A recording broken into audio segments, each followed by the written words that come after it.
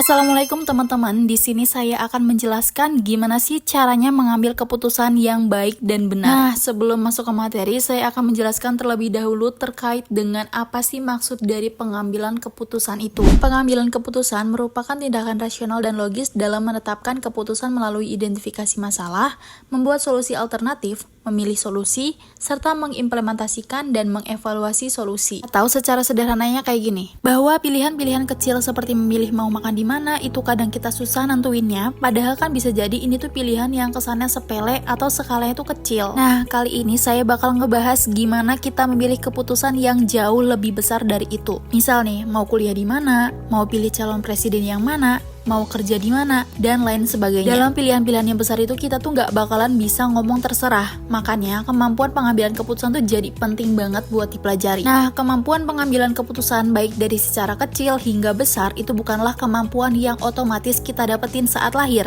Bisa jadi kita perlu untuk terbiasa dulu, jadi perlu latihan dulu mulai dari memutuskan hal-hal sederhana hingga memutuskan perkara yang kompleks. Karena nggak sedikit dari kita yang akhirnya nggak terbiasa dan jadinya salah langkah.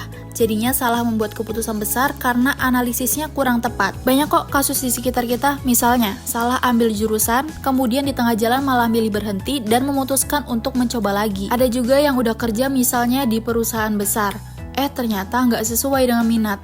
Akhirnya malah jadi sedih, bingung, atau bisa jadi mungkin sampai depresi. Sebenarnya banyak banget dari kita yang bingung tiap kali dihadapkan dengan banyak pilihan berat yang sifatnya tuh life changing. Kayak tadi mau kuliah di mana, mau kerja di mana, dan lain sebagainya. Nah, kira-kira jadi gimana nih cara yang paling tepat dalam pengambilan keputusan? Langkah yang pertama itu yang kalian lakukan adalah kalian perlu banyak mempertanyakan tentang keputusan yang akan kalian ambil. Atau bisa dinamain ini tuh jadinya start with why. Jadi sebelum kalian memilih, kalian tuh perlu bertanya-tanya dulu, kira-kira kenapa sih mau ngambil keputusan yang kalian ambil itu? Apa sih alasannya? Dan apakah itu udah sesuai dengan tujuan?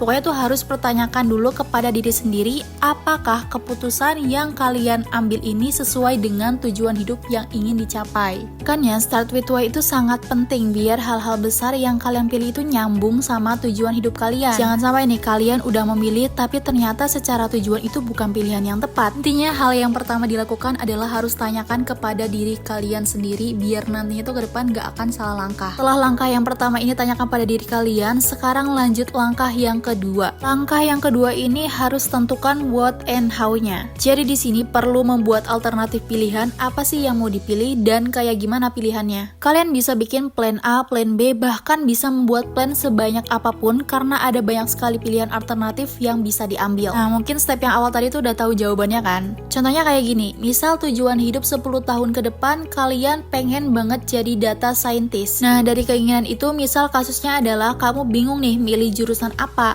Nah, kalau kamu udah tahu step awalnya yang tadi, jadi gampang. Bisa jadi semua universitas di Indonesia yang punya jurusan yang berkaitan dengan data scientist itu mungkin akan jadi opsi alternatif kamu. Jadi pada intinya, langkah yang kedua ini tuh kamu perlu bikin banyak banget pilihan alternatif, lalu kerucutkan alternatifnya. Sekarang lanjut ke langkah yang ketiga adalah cari informasi lebih dalam tentang masing-masing alternatif. Jadi harus timbang baik buruknya dari segala aspek. Pertimbangkan pros dan cons-nya, coba list hal-hal positif dan negatif yang ada di masing-masing pilihan tersebut. Kemudian analisis pilihan mana yang hal-hal negatifnya paling bisa ditoleransi dan pilihan mana yang hal positifnya bisa banget kalian maksimalin. Misalnya konteksnya sekarang lagi kerja di perusahaan X dan kamu kepikiran untuk resign. Dilihat dari segi gaji mungkin sangat mencukupi. Di perusahaan yang sekarang peluang kamu tuh untuk naik jabatan juga besar. Tapi konsekuensinya adalah kamu harus tinggal jauh dari keluarga.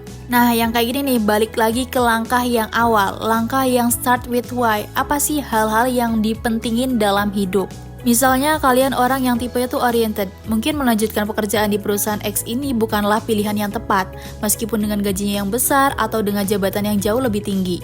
Pokoknya ini balik lagi ke why-nya itu. Pada akhirnya ada hal yang harus dikorbankan. Pertimbangkan aja yang paling sesuai dengan tujuan hidup kalian.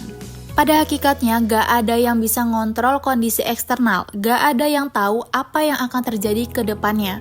Gak ada yang tahu apakah akan terjadi hal-hal baik atau hal-hal buruk. Meskipun mungkin kamu udah mengikuti dan melakukan metode yang benar. Hal utama yang bisa kita kontrol adalah perilaku kita. Jadi mau dapat perilaku baik atau buruk itu, kamu harus terus berusaha jadi sebaik-baiknya dengan tetap ikhlas dan menerima apapun hasilnya nanti. Seperti kata Seneca Stoicism, semua hal yang terjadi dalam hidup ini pasti ada alasannya. Ketika kalian salah atau keliru, kalian bisa manfaati momen ini untuk belajar, untuk melakukan evaluasi di kemudian hari. Tapi kalau keputusan kalian benar dan dapat dampak baik dari keputusan itu, ya kalian bisa bersyukur atas apa yang kalian dapetin. Jadi segitu aja materi yang dapat saya sampaikan. Semoga apa yang saya sampaikan dapat bermanfaat bagi kita semua. Terima kasih. Wassalamualaikum warahmatullahi wabarakatuh.